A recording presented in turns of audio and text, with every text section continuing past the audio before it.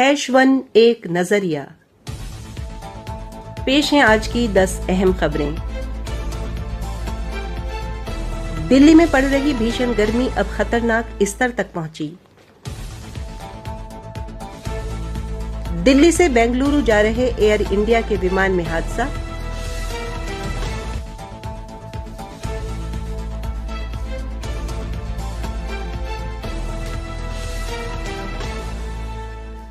दिल्ली सरकार ने शुरू किया 10 करोड़ रुपए की लागत वाला हौसलों की उड़ान टैलेंट हंट।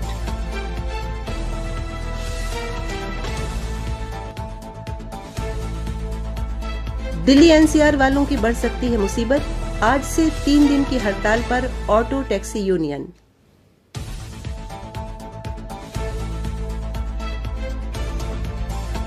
दिल्ली में नए राशन कार्ड बनने की प्रक्रिया शुरू।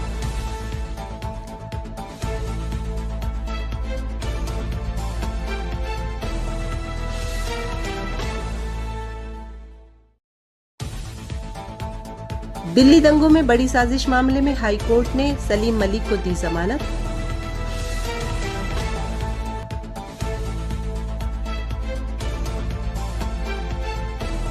पार्टी बदलने पर ट्रोल हुए राघव चड्ढा को झटका। दिल्ली हाई कोर्ट ने कहा, नेताओं पर कार्टून व्यंग्य लोकतंत्र का हिस्सा।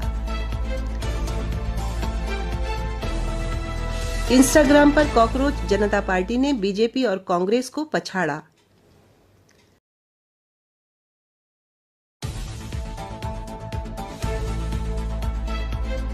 दिल्ली के गोविंदपुरी इलाके में डबल मर्डर, घर में घुसकर मां बेटे की चाकू से गोदकर हत्या।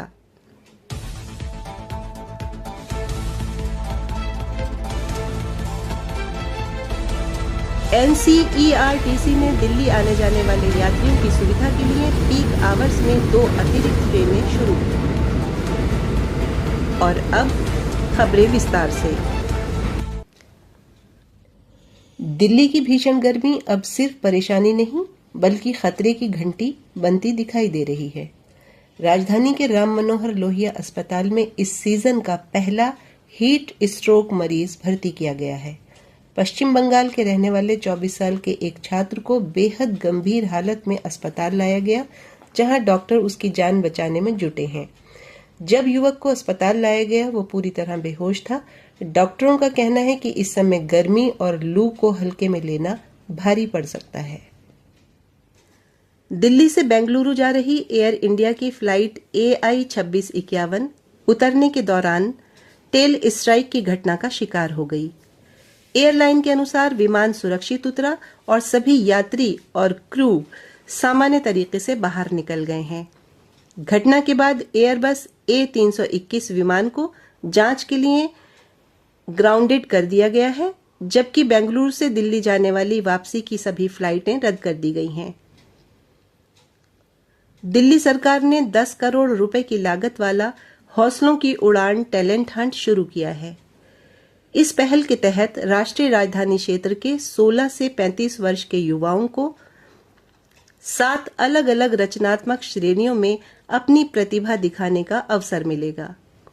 दिल्ली सरकार द्वारा लॉन्च किए जाने वाले ऑनलाइन पोर्टल के जरिए पात्र प्रतिभागी इन प्रतियोगिताओं के लिए मुफ्त में अपना पंजीकरण करा सकेंगे।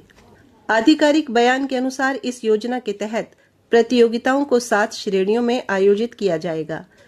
इसमें गायन, नृत्य, अभिनय और थिएटर, ललित कला, डिजिटल आर्ट, मूर्ति कला, मिट्टी के बर्तन बनाना, म्यूजिक कंपोजिशन, इंस्ट्रूमेंट और कविता शामिल हैं। दिल्ली में राशन व्यवस्था को पूरी तरह डिजिटल और पारदर्शी बनाया जा रहा है। मुख्यमंत्री रेखा गुप्ता ने बताया कि 15 मई से ई पोर्टल के माध्यम से नए राशन कार्ड के आवेदन शुरू हो चुके हैं। उन्होंने कहा कि दिल्ली में राशन कार्ड बनवाने की प्रक्रिया को बेहद आसान और पारदर्शी बनाया गया है। आवेदन के लिए केवल आधार कार्ड, निवास प्रमाण पत्र, पारिवारिक आय प्रमाण पत्र और परिवार के सदस्यों का विवरण देना ही काफी है। दिल्ली एनसीआर क्षेत्र में रहने वाले लोगों को अब बड़ी मुसीबत का सामना करना पड़ सकता है। दिल्ली एनसीआर में अब 3 दिन तक सड़क पर ऑटो टैक्सी दिखाई नहीं देंगे। जानकारी के अनुसार दिल्ली एनसीआर में ऑटो टैक्सी यूनियनों ने आज 21 मई से 23 मई तक 3 दिन के लिए हड़ताल पर जाने का ऐलान किया है। ऑटो टैक्सी यूनियन का कहना है कि पिछले 15 साल से ऑटो टैक्सी के किराए में बढ़ोतरी नहीं होने से ड्राइवर आर्थिक दबाव में हैं। यूनियनों ने मांग की है कि बढ़ती सीएनजी, पेट्रोल, डीजल की कीमतों के बीच ऑटो टैक्सी का किराया भी बढ़ाया जाए। दिल्ली हाई कोर्ट ने 2020 में उत्तर पूर्वी दिल्ली में हुई हिंसा की साजिश रचने के आरोपी सलीम मलिक को जमानत दे दी है।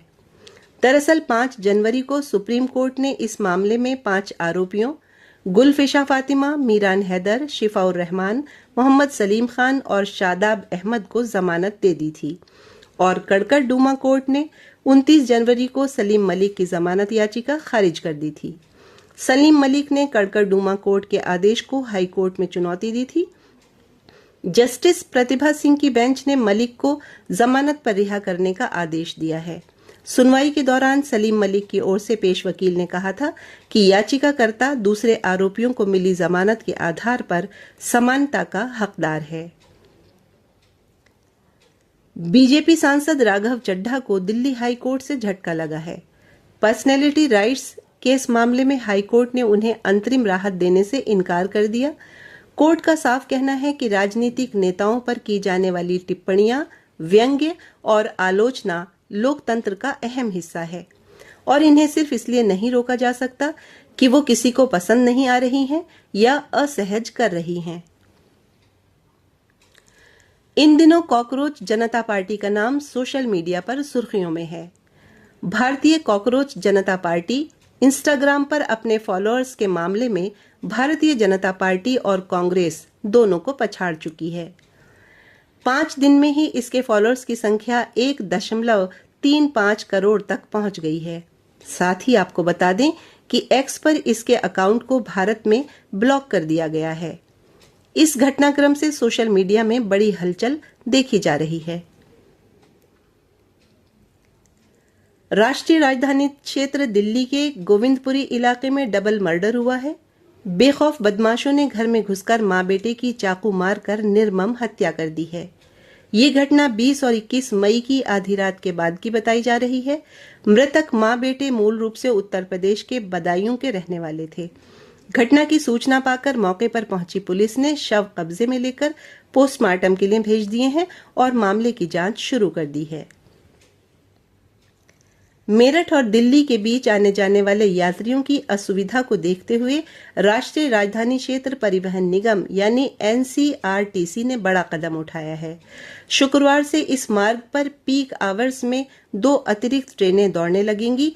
इससे यात्रियों को बड़ी राहत मिलेगी। रोजाना ऐसी ही खबरें पाने के लिए देखते रहिए #1 एक नजरिया। कौन सी खबर आपको सबसे अच्छी लगी कमेंट बॉक्स में जरूर बताइएगा। हमारी हौसला अफजाई के लिए चैनल को लाइक और सब्सक्राइब जरूर कीजिएगा। अगली मुलाकात तक खुश रहिए, सेहतमंद रहिए, सलामत रहिए और समीना नाज को दीजिए इजाजत।